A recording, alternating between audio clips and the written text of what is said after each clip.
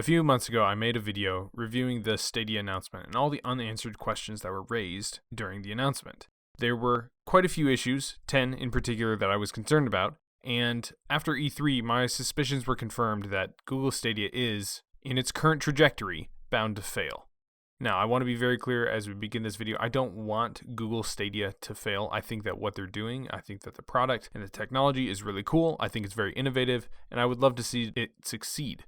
Sadly, there are a number of issues that are still present within Stadia, questions that have not been answered, things that we as influencers, as gamers, as YouTube watchers need to know about Stadia before we invest in the product. Sadly, there are some issues that seem to be going unnoticed. They're going under the radar with a few exceptions, and I want to highlight 3 of those major issues here today on AP Games. If you're new here to the channel, be sure to hit like and subscribe if you want to see more content like this, as well as Let's Plays and other gaming content.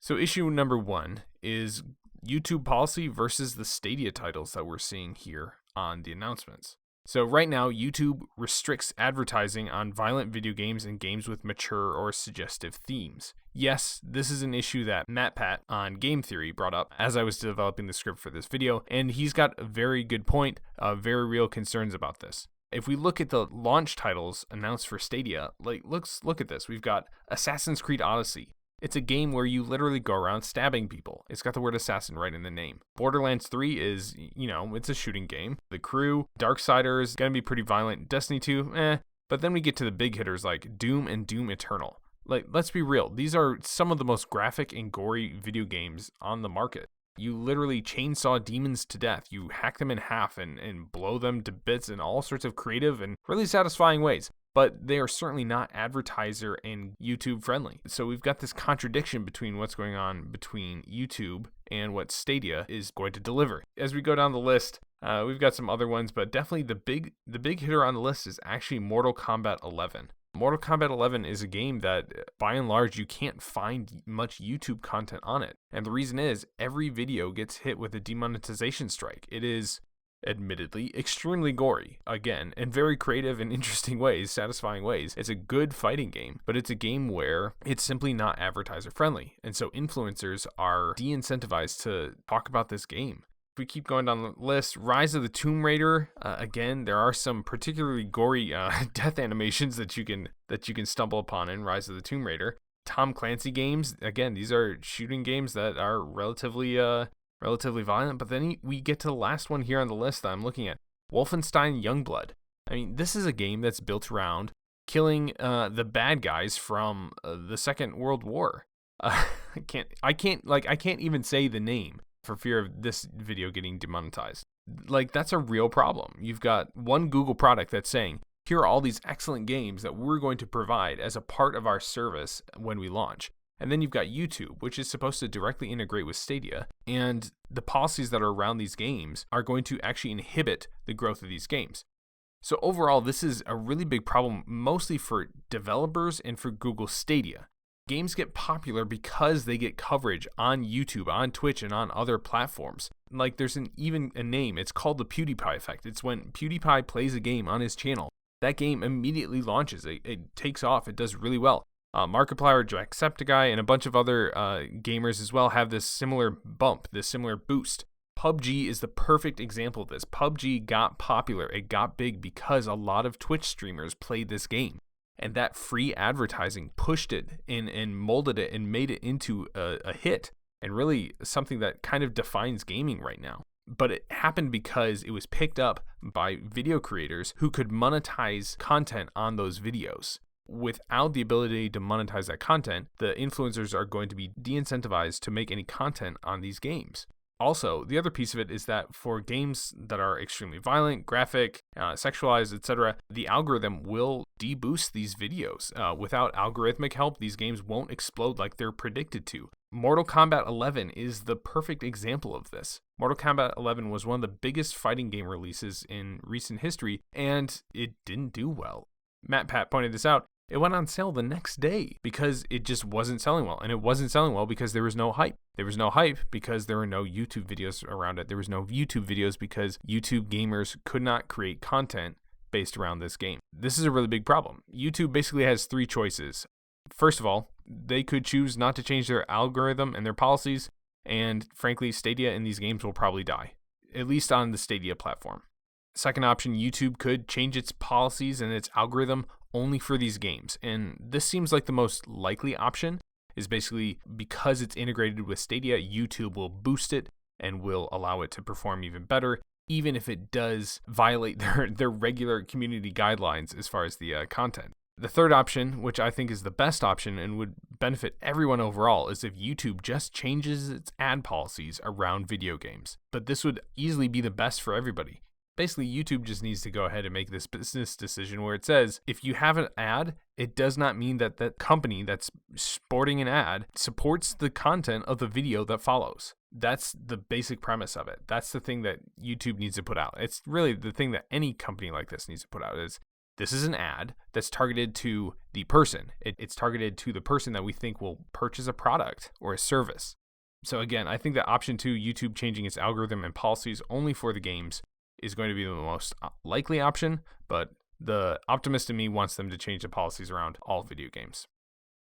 So that was issue number 1. Issue number 2 is, and this is one that is near and dear to my heart, there is no wording on modding support. And for many of you, especially console players, you might be thinking to yourself, why is that a big deal? It's not an issue. Just stick with me here. Trust me, this is actually, I think, one of the biggest issues that Stadia has that we haven't gotten any information on. The reason why modding is so key is that modding is one of the main pathways to creating a long-term game, to creating a game that sticks around, that players come back to time and time again. With Stadia, Google owns the code, they own your data, they own your save games, they own everything. They own each piece of the product here. If they don't allow modding, Stadia will suffer and potentially die. Let's look at the concurrent player list.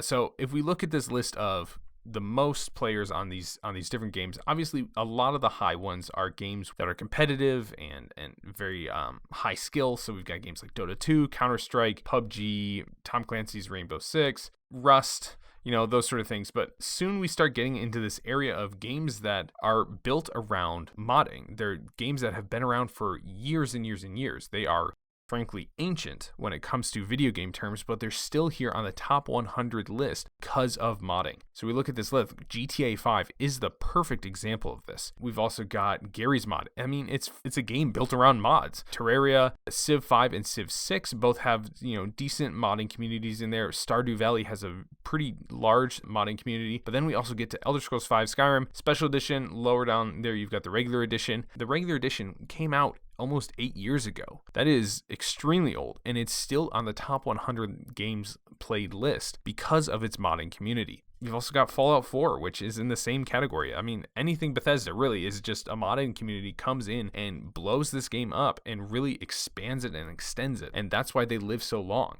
City Skyline does some modding. Mountain Blade obviously has a lot of modding. But one of the most surprising ones on here is actually that down here at the bottom, Fallout New Vegas is still on this list of the top 100 concurrent players because, again, of the modding scene. One, it's just an excellent game, but the modding scene for it is extremely robust. Modding is extremely important for Stadia because they're a subscription service. Their entire business model is built off of people staying with the service long term. The longer that you have a title and the longer that it remains popular, the longer that person is going to stay on Stadia. If we look at Netflix, there's actually a very popular television show that's going to be leaving Netflix in a couple years, and it's a big deal, and that's The Office. And people will watch it multiple times a year because they just enjoy the entire story arc of the show. And it's the same thing with these games. Most people will go through and they'll have a mainstay game, and then they go off and they'll play another game here and there. They'll go off and play a new title. They'll go off and play, a battle royale for a little bit, and then they'll come back to a main, couple of games. If Stadia wants to retain more people for a longer period of time, they need to enable modding. Modding is one of the best avenues to keep a player long-term on their platform. It's not a requirement. There are plenty of games on this list that don't have robust modding communities. But older titles, these titles that have been around for 8 years or longer, are there because of modding. And if you can guarantee a player base that's going to stick around for 8 or 10 years just because of one game, because you enabled modding, that's a huge profit to Stadia. And since we're talking about the length of time, the other major issue that we haven't gotten any word on is the length of game licensing on the platform. Long-term popularity, long-term modding support, all these sort of things are only possible if the game is still available for players on the platform. If they have the platform but the game can be taken off at a whim, that's a real problem. The biggest lack of communication from Google is if they have contracts which require games to be on their platform for certain periods of time and when those contracts are going to be renewed and what that looks like. As a player, I don't want to invest my time into a game if the developer can remove the product at any time, especially for a subscription service. If I'm paying for this subscription service, I want to know that the game that I'm investing in is going to be there long term. I don't want to start investing into, an MMO if at any point in time that MMO can be taken out. If it's not stable, if it doesn't have a healthy player base, if it's not profitable, then it's on shaky ground, and I don't want to invest in my time to something that's going to be taken away. And it's the same issue here with Stadia. Stadia is essentially a giant MMO that's filled with a bunch of mini games, which are regular sized games. With Steam and Good Old Games and all these other platforms, all these other services, I know that I can at least retain my copy because it's on my account. I purchased the game and I can keep it and it's there. We don't have any communication from Stadia on if a title gets removed, do I retain that? It's very possible that because Stadia streams the content, legally not able to retain copies of the game in their data centers in order to stream out to players. So you could invest years into a game and then it gets pulled down without any notice and there's nothing you could do. All your time and money and effort are wasted. They're gone. It's over. And you have no say in it. So with Stadia, we don't have any guarantee because everything is streamed. And again, Google owns everything. So we don't know what that communication looks like. So the length of game licensing, if there are any requirements on that, if, when a game is first put onto Stadia, it's required to stay there for 3 years. And then every contract after that is a 2-year contract or something like that. Whatever it looks like, we need information from Stadia on what the length of licensed games looks like and how long they're going to be able to retain those on their platform. Games succeed when they have support from influencers that show real gameplay and boost viewership on games.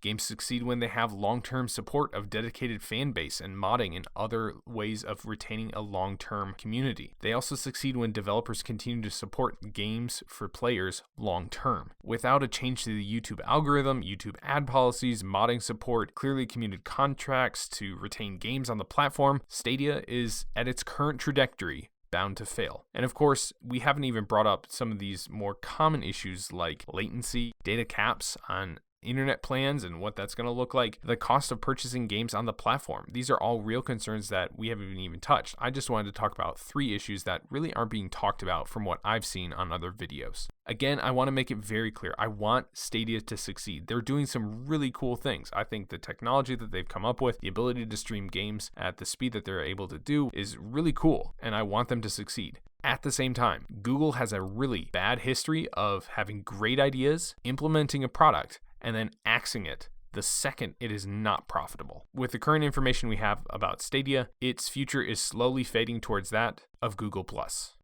So what do you think about Stadia after E3? Are you more optimistic? Are you pessimistic? What do you think? Let me know in the comments down below. Subscribe for more gaming news, and if you want to support me on Patreon, I would really, really appreciate it. Until next time, long life to you, friends.